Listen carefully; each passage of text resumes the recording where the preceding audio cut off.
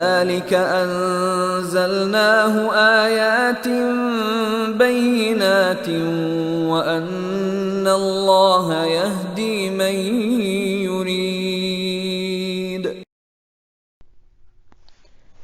السلام علیکم ورحمۃ اللہ وبرکاتہ۔ ہم نے پچھلی نشست میں پیج نمبر 95 تک پڑھا تھا، بلکہ 96 کا بھی کافی حصہ ہو گیا تھا۔ آخر سے یہ کہنا چاہیے کہ شروع کرتے ہیں۔ تو بسم اللہ الرحمن الرحیم۔ آپ کے مقاصد۔ ظاہر ہے کہ ہر فرد کے مقاصد مختلف ہوں گے۔ میرے نقطۂ نظر کے مطابق تذکر ہر مسلمان کے لیے فرض ہے جو قرآن سمجھنے کا اہل ہے یا ہو سکتا ہے۔ اس لیے ایک اوسط تعلیم یافتہ مسلمان ہونے کی حیثیت سے جو اپنی صلاحیتوں اور اپنی تحدیدات کی روشنی میں اللہ سے اپنے عہد کو پورا کرنے کی کوشش کر رہا ہے، تذکر آپ کا اولین اور اہم ترین مقصد ہونا چاہیے۔ یاد رکھیے کہ تذکر میں آپ دراصل اپنے ذہن اور قلب کو جلا بخشنے، ایمان میں اضافہ کرنے اور قرآن جو پیغام آپ کو دے رہا ہے اسے معلوم کرنے، اس طرف دل کو متوجہ کرنے اور اسے یاد کرنے کے لیے نکلتے ہیں۔ اپنی ساری محنتوں کے نتیجے میں آپ کو اللہ کی آواز سننے کے قابل ہونا چاہیے۔ وہ کیا چاہتا ہے کہ آپ کیا بنیں اور کیا کریں۔ فہم کی سطحیں اور شکلیں۔ آپ کے فہم قرآن کی مختلف سطحیں ہو سکتی ہیں۔ نمبر 1، آپ اس کا سادہ لفظی مفہوم اس طرح سمجھیں جیسے کہ آپ کوئی ایسی کتاب پڑھیں جس کی زبان آپ کو آتی ہے، جیسے کوئی عربی جاننے والا قرآن پڑھ کر سمجھے۔ نمبر 2، آپ معلوم کریں کہ اہل علم نے اس سے کیا سمجھا ہے، ان کے بیان سن کر یا ان کی تفاسیر اور دوسرے ماخذ سے استفادہ کر کے۔ نمبر 3، آپ مطالعے اور غور و فکر کے ذریعے اس کا مفہوم معلوم کریں اور اسے جذب کریں تاکہ آپ تذکر کی سطح تک پہنچیں۔ اگر آپ کے اندر صلاحیت اور احساس ضرورت ہے تو تدبر کی سطح حاصل کریں۔ نمبر 4، اس کے احکام کی اطاعت کر کے اور جو فرائض اور مشن یہ آپ کو سونپتا ہے اسے پورا کر کے اس کے حقیقی معنی دریافت کریں۔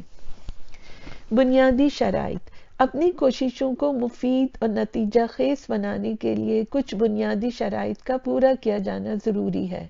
عربی۔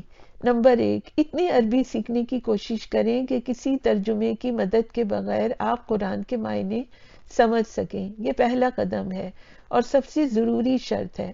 یہ بہت مشکل کام معلوم ہوتا ہے، مگر میں نے دیکھا ہے کہ ایک دفعہ سنجیدگی اور لگن سے شروع کر دیا جائے تو نیم خواندہ افراد بھی محض چند ماہ میں یہ مہارت حاصل کر لیتے ہیں۔ کسی استاد یا صرف کسی مناسب کتاب کی مدد سے مطالعے کے 120 گھنٹے 4 گھنٹے روز کے حساب سے 1 ماہ سے زائد اس کے لیے درکار نہ ہوں گے کہ آپ یہ جان سکیں کہ قرآن آپ سے کیا کہہ رہا ہے، لیکن قرآن کے مطالعے کی اپنی کوششوں کو عربی جاننے تک ملتوی نہ کیجیے۔ کوئی اچھا ترجمہ یا جو بہترین دستیاب ہے لیجیے اور اپنا کام شروع کر دیجیے۔ یہ سمجھے بغیر قرآن پڑھنے سے بہرحال بہتر ہے۔ پورا قرآن پڑھنا۔ نمبر 2، سب سے پہلے صرف لفظی معنی سمجھتے ہوئے شروع سے آخر تک پورا قرآن پڑھ ڈالیے۔ اگر عربی نہیں آتی تو ترجمے کی مدد سے۔ اچھا تو یہ ہے کہ آپ قرآن پاک کی 1 مہینے میں مکمل تلاوت کا خصوصی منصوبہ بنائیں۔ اس میں روزانہ 2 گھنٹے سے زیادہ نہ لگیں گے۔ اس کے بعد آپ اپنی سہولت کے مطابق رفتار آہستہ کر سکتے ہیں، مگر اس طرح کا طائرانہ مطالعہ آپ کو ساری زندگی جاری رکھنا چاہیے، جس رفتار سے بھی آپ کے لیے مناسب ہو، جیسا کہ مطالعے کے آداب کے حوالے سے آپ پڑھ چکے ہیں۔ قرآن کے گہرے مطالعے سے قبل پورے قرآن کی ایک ابتدائی با ترجمہ تلاوت بہت اہمیت رکھتی ہے۔ اس سے آپ کو قرآن کے مجموعی پیغام، اس کی زبان اور طرز بیان، دلیل، استدلال اور تعلیمات اور احکامات کا کچھ اندازہ ہو جائے گا۔ باقاعدہ مطالعے سے آپ قرآن سے مانوس ہو جاتے ہیں، اس کی مربوط وحدت کو محسوس کرتے ہیں اور اس کو ایک اکائی کے طور پر دیکھنے لگتے ہیں۔ اس طرح کے مطالعے سے اس بات کا اندیشہ کم ہو جاتا ہے کہ آپ کسی چیز کی ایسی تعبیر کر لیں جو لوگ قرآن کے مجموعی مفہوم کے مطابق نہ ہو، جو قرآن تک اس کے مضامین اور سیاق سے اپنی واقفیت کے بجائے محض اشاریوں کے ذریعے پہنچنا چاہتے ہیں، وہ اپنی تعبیر میں غلطی کر سکتے ہیں۔ قرآن کے متن سے باقاعدہ ربط میں رہنا اس کے مجموعی فہم کے لیے ضروری کلید ہے۔ یہ آیات اور الفاظ کے علیحدہ علیحدہ معنی سمجھنے میں بہت زیادہ مددگار ہوگا۔ مسلسل اور دیر پا تعلق کے نتیجے میں اکثر ایسا ہوگا کہ آپ قرآن کی عبارت کو اچانک اپنے سے باتیں کرتا ہوا اور اپنے سوالوں کا جواب دیتا ہوا محسوس کریں گے۔ در حقیقت کسی ایک ہی وقت میں مختلف مقاصد حاصل کرنے کے لیے آپ مطالعہ قرآن کے لیے مختلف طریقے اختیار کر رہے ہوں گے۔ کسی متعین وقت میں ختم کرنے کے لیے آپ تیز تیز پڑھنے میں مصروف ہو سکتے ہوں گے، یا کسی ایک لفظ یا کسی ایک آیت کا مفہوم معلوم کرنے کے لیے گھنٹوں صرف کر رہے ہوں گے۔ ایک ہی حصے کے مفہوم پر غور کرنے کے لیے آپ بار بار اس کی تلاوت کر رہے ہوں گے، کبھی تیز کبھی آہستہ، یا ایک دفعہ پورے میدان سے واقف ہونے کے بعد کسی ایک موضوع پر رہنمائی حاصل کرنے کے لیے آپ قرآن کے صفحات الٹ پلٹ رہے ہوں گے۔ آپ غور و فکر کر رہے ہوں تو کم وقت لگے گا، لیکن طویل اور مختصر تفاسیر کا تقابلی مطالعہ کر رہے ہوں تو مختصر حصے کے مطالعے میں بھی بہت زیادہ وقت لگ سکتا ہے۔ تفاسیر کا مطالعہ۔ نمبر 3، آپ پورے قرآن کو ایک دفعہ سمجھ کر پڑھ چکے ہیں اور اب نسبتاً کم رفتار سے جو آپ کو مناسب لگتی ہے باقاعدہ مطالعہ کر رہے ہیں۔ اس مرحلے پر کوئی مختصر قابل اعتبار تفسیر یا حواشی لے لیں اور اس کا مطالعہ کریں۔ عربی، اردو اور دوسری زبانوں میں متعدد مختصر تفاسیر موجود ہیں۔ جو کچھ آپ نے اب تک خود حاصل کیا ہے، مختصر حواشی کا مطالعہ اس کی نسبت زیادہ تفصیلی نظر قرآن کے بارے میں آپ کو دے گا۔ یہ بعض ایسے اہم میدانوں تک پہنچائے گا جنہیں آپ خود اپنے غور و فکر سے دریافت نہیں کر سکتے تھے۔ زبان، طرز بیان، استدلال، تاریخی پس منظر، تفصیلی مفہوم، اس سے آپ کی بعض غلطیوں کی اصلاح بھی ہو سکتی ہے۔ کوشش کریں کہ قرآن کے ذاتی تفصیلی مطالعے میں جب آپ کو مدد کی ضرورت ہو تو آپ مختصر تفاسیر تک محدود رہیں۔ کم سے کم آغاز میں طویل اور مفصل تفاسیر میں نہ الجھیں۔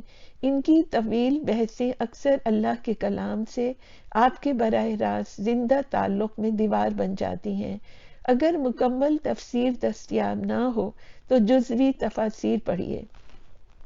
اسلامی لٹریچر کے مطالعے کے دوران مباحث اور نتائج میں جو چیز قرآن پر مرکوز ہو اسے خصوصی طور پر توجہ سے دیکھیے۔ آپ کو اس طرح کے لٹریچر سے بہت منتشر ہونے کے باوجود فہم قرآن میں بڑی مدد ملے گی۔ یاد رکھیں کہ ایمان کو تقویت دینے کے لیے اور زندگی گزارنے کے لیے ضروری ہدایت طویل تفاسیر کے مطالعے کے بغیر ہی آپ کو مل سکتی ہے۔ صرف کسی الجھن کو دور کرنے، کسی باریک نقطے کی تحقیق کرنے یا کسی شبہے کو دور کرنے کے لیے آپ کو تفسیر سے مدد لینے کی ضرورت پڑے گی۔ منتخب حصوں کا مطالعہ۔ نمبر 4، مثالی صورت تو یہ ہے کہ آپ بالکل آغاز سے قرآن کا مطالعہ شروع کریں اور آخر تک جائیں۔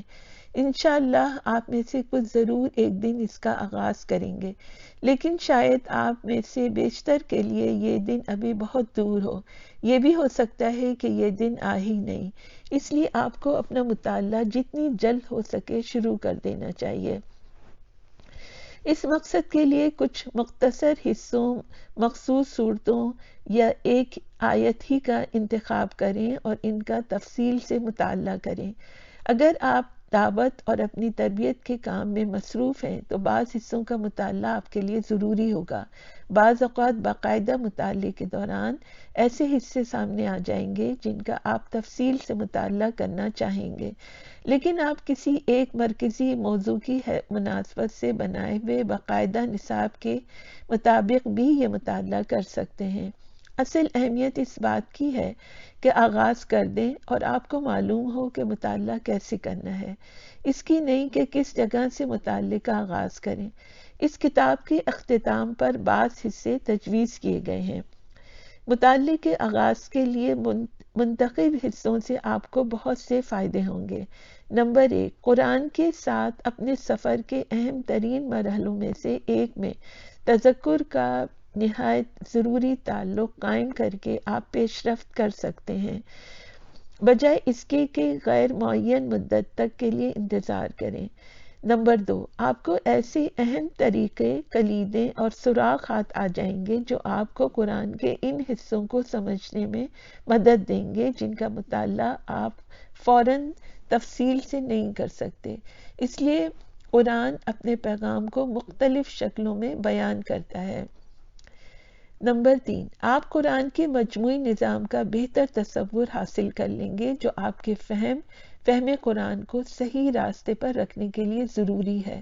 آپ دوسرے انسانوں کو قرآن کا پیغام پہنچانے کے لیے بہتر اہلیت حاصل کر لیں گے۔ منتخب حصوں کا تفصیلی مطالعہ عام مطالعے کا بدل نہیں ہو سکتا، جس کے فوائد نوعیت اور اہمیت کے لحاظ سے مختلف ہیں۔ اس لیے قرآن کے طویل حصوں کی تلاوت کو کبھی ترک نہ کریں۔ جیسا کہ پہلے بھی زور دے کر بتایا گیا ہے، تفصیلات پہ توجہ دینے اور مجموعے کل کو نظر انداز کرنے سے آپ کا فہم اور تصورات متاثر ہو سکتے ہیں۔ آج یہیں تک، پھر اس سے آگے انشاءاللہ میں بعد میں پڑھتی ہوں۔ السلام علیکم ورحمۃ اللہ وبرکاتہ۔